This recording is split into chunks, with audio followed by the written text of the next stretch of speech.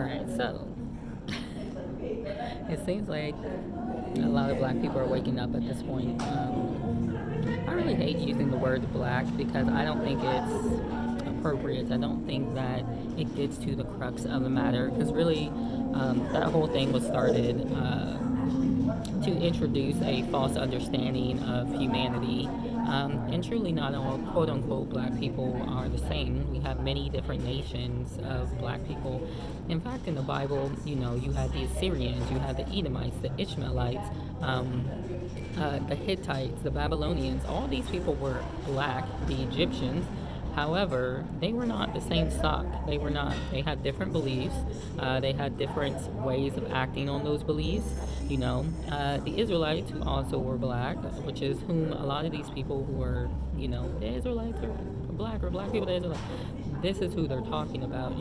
This does not include all of humanity that happens to have the same skin tone and a similar hair texture. So, but I would say that the Israelites are waking up, and even other nations of black people are waking up. The thing is, we have an epidemic, in this community. Like, I was watching videos last night of people cheating on, their spouses or significant others and that kind of thing. And I was like, really? Like, people really do this and they don't have any problem with it. And I just find it so fascinating because it's like everybody wants a decent person in their life, but many people don't want to be decent to that person. And it shows a sign of the destruction of a man, okay? You have to understand there's certain spirits that operate behind these things, and so it basically causes you to be very insecure, but also very prideful. And when people act out of that, they do things like try to go out and get multiple men or women. They cheat on these people. They have no remorse for it, but then they're expecting that partner to treat them with the utmost dignity and respect.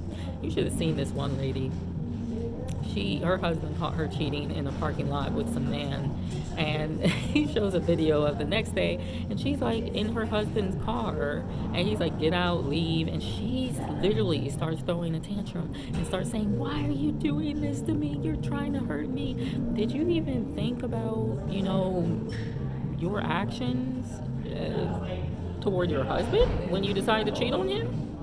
I mean, so it's just very peculiar. It's very peculiar. I couldn't believe the way she was throwing a tantrum and the way she was. It literally sounded like a little kid. I was like, whoa, this is what is actually built up inside of a lot of people, because especially when we become wise in our own minds and we start to think we're entitled to things, all right? And when somebody takes those things away, we end up like that, throwing a tantrum. That's why it's better to be humble than to think that you know it all, think that you got it all, to try to get over on people, all those kinds of things. All right, that's why it's better to follow the commandments of God. All right, because following those commandments makes sure that you stay out of trouble. It does. It really does. Because things will come back on you. Of course, we fall short of the glory of God. I definitely did. And I said, oh, well, I'm going to date somebody.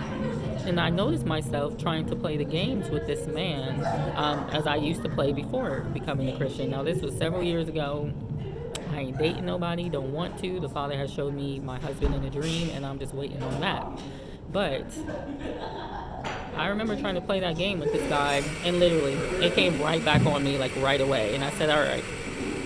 I mean, this was within a matter of minutes, and I said, I ain't doing it. I see what I'm doing. I'm not doing it. I'm not treating this human with the dignity that God is requiring me of me. And I don't want to go back to doing what I was doing before. It never worked out, right? Not that that worked out. It wouldn't have, because, just the fact that he would return the favor, God doesn't like that either. And the fact that I think the dude was just trying to sleep with somebody. So, anyway, this is not what he desires. And so it's just so peculiar, how people play these games. And something else that seems to be coming back on people is their racism and their colorism. So I did not want to date black guys for the longest time because, I loved, Tevin Campbell, and I loved Jason, and Batman. I thought they were so cute. These black guys are so cute. And then I get to school, and all the black guys are like, well, I don't want to date you because you're black. And so I ended up turning into white guys basically. And I had this little, like, I dated a few of them, and ended up with this guy that was like, that's my type. He was tall, white guy, dark hair, soccer player. Like, I was into that, and he ended up being the worst guy ever. I'm pretty sure out of all the history of women dating men, he was probably up there, and I think that was my lesson. Don't just go after someone because they're white, because at the end of the day, you don't know what's in that person. And so all these videos were popping up of these men with their preference, which typically for black men is either a light-skinned woman or a woman of another ethnicity. And so I would say 80% of these men were with these women. They all were getting cheated on. How could you do this to me? That's why God says, don't judge by appearance, but judge righteous judgment. Man looks at appearance, God looks at the heart. And there has been really great lessons that the Father has taught me, but one of the best has been that, because when you start looking at people's heart, your eyes open. You stop looking at how they look, you look at their eyes, you're like, oh, this isn't the person who I thought it was, or oh, wow, this person is really amazing. So, and this is the thing. These men are always making excuses. Oh, well, I'm just a man, and men are supposed to be driven by appearance, and, all these things. And let me reiterate, it's an excuse, okay? And that's what's getting a lot of you in trouble. I'm watching these passport bros go to these different countries and sleep with these different women, and oh yeah, South Africa isn't as poppin' as Kenya, but the South African women's bodies this and this, and this is called sex tourism. And you look at these men and they look so drained in their faces and in their eyes. I've seen some of them eyes just like bloodshot red, because truly the fact of the matter is they are actually sick individuals. And that sickness is coming from their sin. It is. They don't know how to act after a while, because the entity that is within them is literally causing them to lose their minds. All right, and so these men were upset because I think they weren't getting the play that they would in Kenya or something like that. I don't know, but I just feel like your priorities should not be going around and sleeping with women. And then there was another video that popped up, something like, oh, Polish men or white men are mad because, we want to date their women. And so, I got on there and I was like, my question is, why are you so obsessed with their women? Why are you so obsessed with these other women wanting you in the first place? And there was a couple people that responded, and I had to lay it on them, because I'm like, you're putting these people on a pedestal for what? I think this black man said it best, and his wife was white, but he was honest about what he was saying. He said, I want their women because I want to feel like I measure up. They are the standard, according to whose standards, their own, but when you're blind, you can't see those kinds of things. And so he said, I wanted to feel successful, because he's looking at the outside as if they're successful, but you have to look at the inside. How did they gain success in the first place?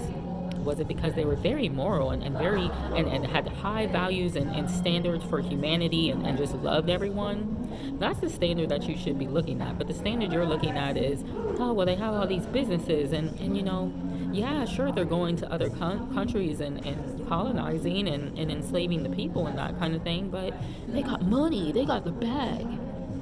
So this is giving the appearance that you're raising your standards, when in the grand scheme of it all, you're actually lowering your standards.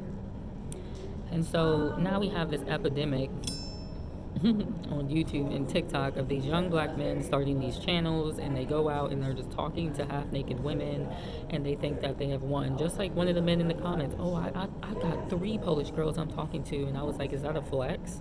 How many women you have? Everyone else is like, yeah, I'm getting married. Oh yeah, I'm starting a new endeavor. Oh yeah, I just started tapping into my talents, and I just made my first painting, and I just got a dog. I just had my first baby. And you're like, I got 3 women. Sir, do better, do more. All right, because life is not all about sleeping around. That's why many people end up in these homes at 60 years old with no one to take care of them. They've contributed nothing to society. They've contributed nothing to their community. And many of these men are the ones that are trashing black women in general, but many of these men are trashing black women especially.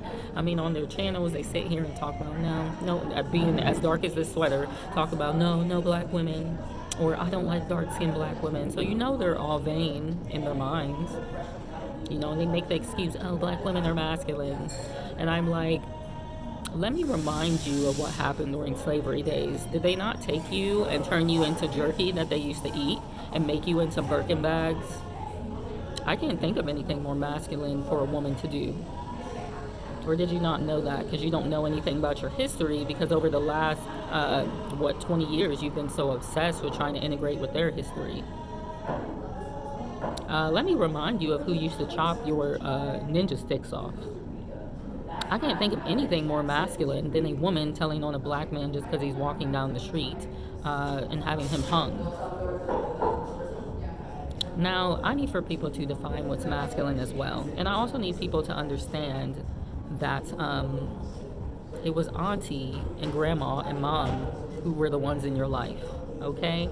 And because all the men left, there was no one to lead or have authority or check or discipline in the way that a man would. And so who had to step up and do that for you?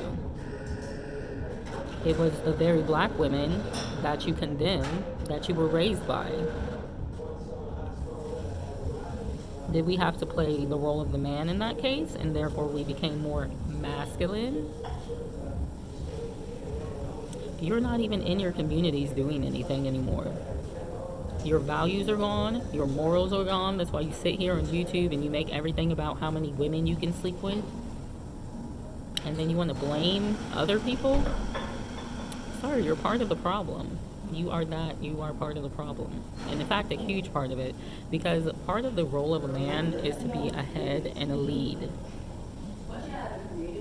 Okay? If you're not heading or leading, what are you doing?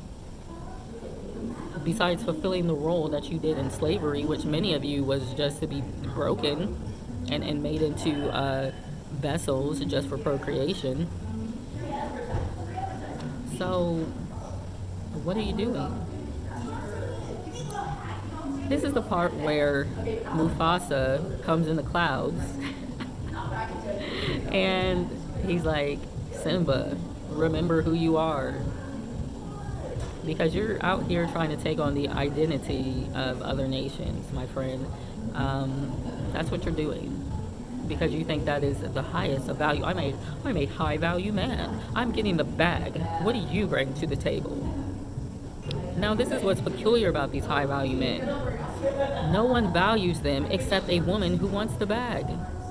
Because your value is not based on what you make. It's not based on your watch that you're wearing. It's not based on your career. And subconsciously, people know this. They know what they're in for if they get a man who's just all about those things, all about business, okay? They're like, oh yeah, some of these people don't even care. They're like, oh yeah, he can cheat on me. He can have multiple girlfriends. I don't care. I'm just sitting for the money. And so you have no love in your relationships. Now, you want to know what many of these other men have that you don't? Yeah, they might go out and they might play for a bit, but they eventually end up settling down and getting married because they understand the value of a woman who plays her role. But you're still out here sleeping around and making YouTubes about going to different countries and pretending as if these women want you when they just want your American money. Are you ready to wake up yet? Are you ready to wake up? Are you tired of this lifestyle? I mean, what's going on, black men? Are you tired yet? You'd probably be less tired if you had a faithful woman in your life to play her role. And then the other thing I was watching last night was video games. These men having breakdowns. I mean, they were literally breaking down because their girlfriend had deleted something from their video games. And I'm like, okay, that's disrespectful. You don't go around deleting things and all that. But It really shows how much these men idolize things of the world, and therefore they can truly have no peace and no sanity. I mean, this man started crying because something was deleted off his game. And I'm just like, now you lose a good woman and you don't cry, but your video game memory has been lost, and it's the end of the world. I'm never going to go on. I can't go on. You lose your ancestors' history, and you're like, oh, who cares, But your video game is deleted. That's why the women have to be masculine, because you won't step up and be a man. Okay, my friend? That was probably the most feminine thing I've ever seen in my life. A man crying over a video game. Get your priorities straight.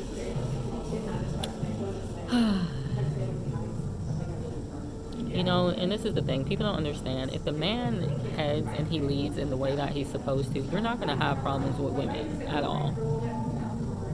I mean, first off, you're only going to want one woman, but, what I mean is you're not going to have a problem with your wife or your girlfriend.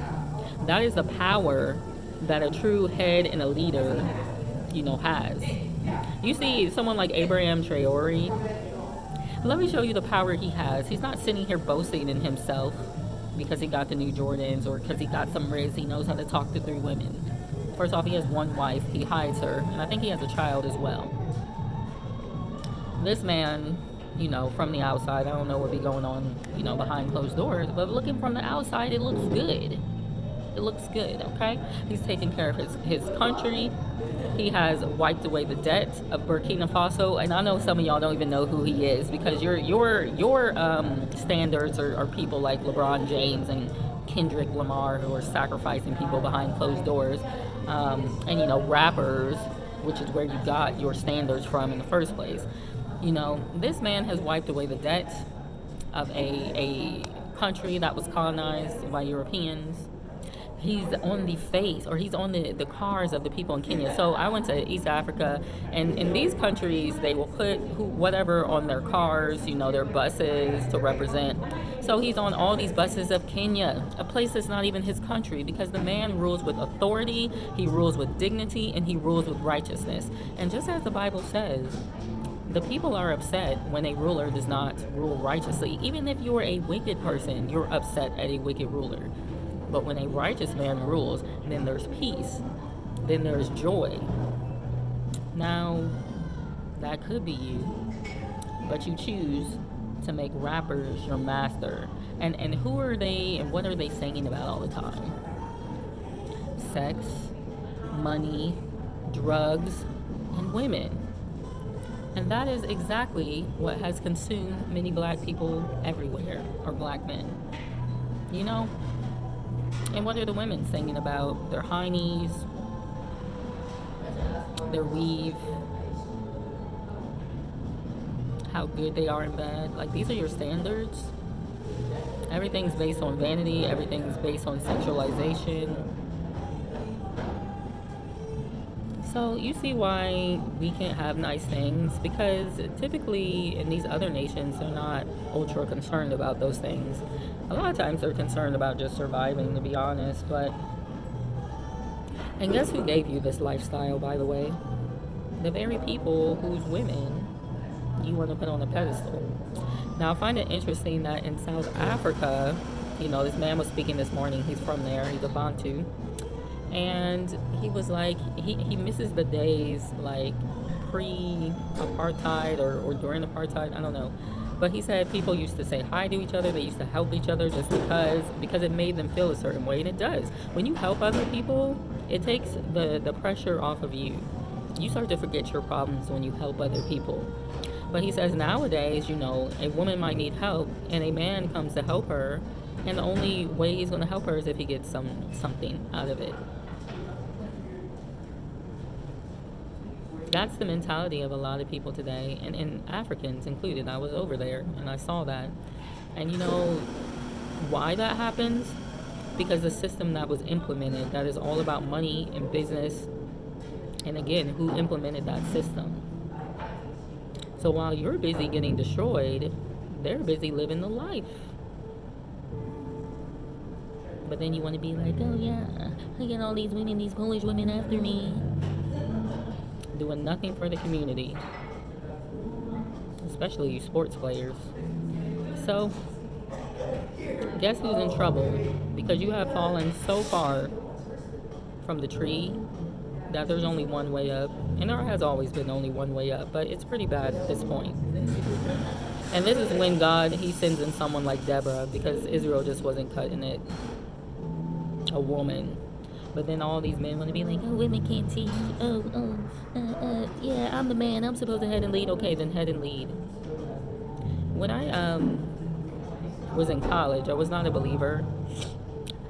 I was out doing the same things as what a lot of these other women are doing today. Mine was more PG, but I definitely was not about God or anything. But I was doing dance sport, and, you know, I didn't grow up with a father. And so, you know, when you don't grow up with a father, you don't have an understanding about the dynamics of men a lot of times. And you don't have nobody to put you in check. Now, granted, I was an angel as a child. I was a very good child. Very good. I must say so myself. I would say I was a better child than what I am now. Even being a Christian, I was innocent and understood authority and tried to do good grades and all that kind of stuff. I didn't give my mom a problem, except I stole one time and that was a problem. But, you know, anyway, other than that, I was a pretty decent child. And I understood that you were supposed to respect your parents. Ended up losing respect for my parent when I saw how she acted later on, but, you know, I didn't have that male authority figure, and so I didn't understand how to interact with men.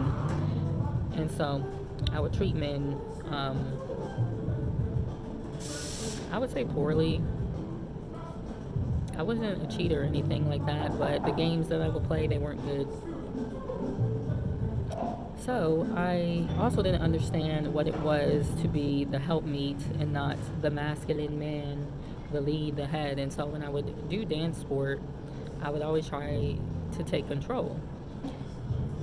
And then that all changed when I came to God, because I learned that, you know, the man is the head, he's the lead. And so I said, okay, well, if that's the case, then I can really let him lead in dancing. And so it was amazing the weight that was lifted off my shoulders, like when I just let the man lead. Like, it was amazing. And let's get this straight, because a lot of people want to be heads and leads and they're not proper at it. All right, because there are good dancers and there are bad dancers. I tried to make sure that I was dancing with decent dancers that gave good signals, but sometimes that's not the case all the time, and you end up having to be the one to show them how to dance. Now, given my experience, after that, I was tired of showing men how to dance. I don't want to show you how to dance. You need to learn yourself. And then you need to learn how to properly lead me. Now, some men, they stepped up to the plate and they would, you know, practice. Because the fact of the matter is, everyone's starting off, right? They have to start somewhere. And so what I would do is I would just give them, you know, a couple of pointers, but I'm not going to be here with you all night trying to teach you how to dance. No. You need to learn from another man. My friend, I'm a follow, not a lead. So, you know, but you do have these women that are like, oh yeah, well, I want to learn both positions because I'm not feeling it. I don't want to lead. After knowing that I didn't have to lead and I could just follow, I'm good. I really am good. And so there was this one man, most excellent dancer. Oh gosh, he was so good.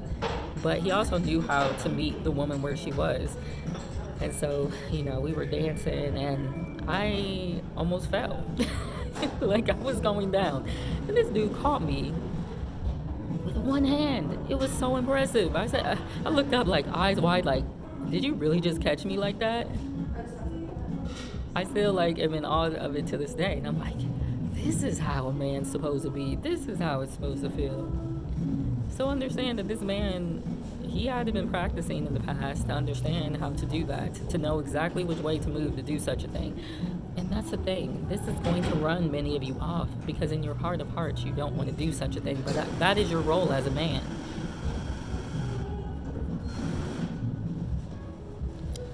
Now, this is where many of them will come in. Oh, you're so masculine. Why are you telling me what to do? You're supposed to be submissive. I would submit to that guy. Period. Point blank. He knew what he was doing.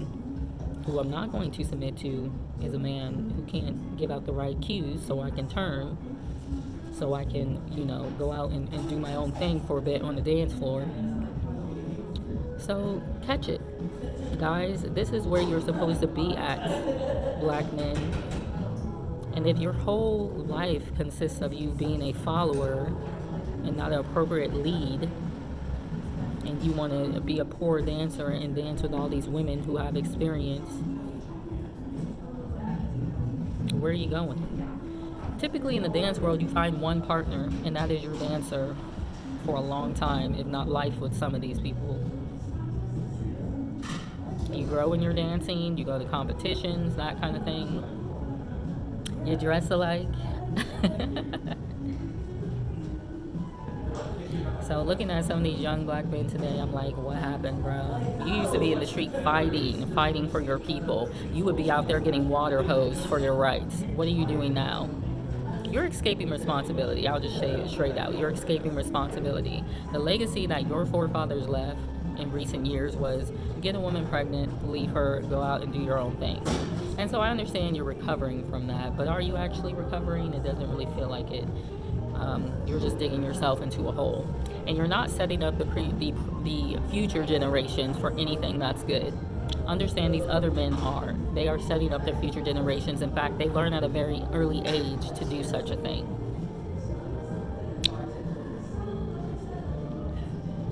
Oh, and yeah, those of you who are setting up for future generations, many of you aren't setting up for future generations of our people, but for other people. If you want you to survive, you want a son that looks like you and all that kind of stuff, then you're going to have to step up, and you're going to have to stop blaming the woman. Because the fact of the matter is, Adam took the apple from Eve. Yes, he did. But God got on Adam because his job was to protect Eve. Where's the protectors at? I'm not seeing it in these young black men. So, yeah, you're going to have to do better.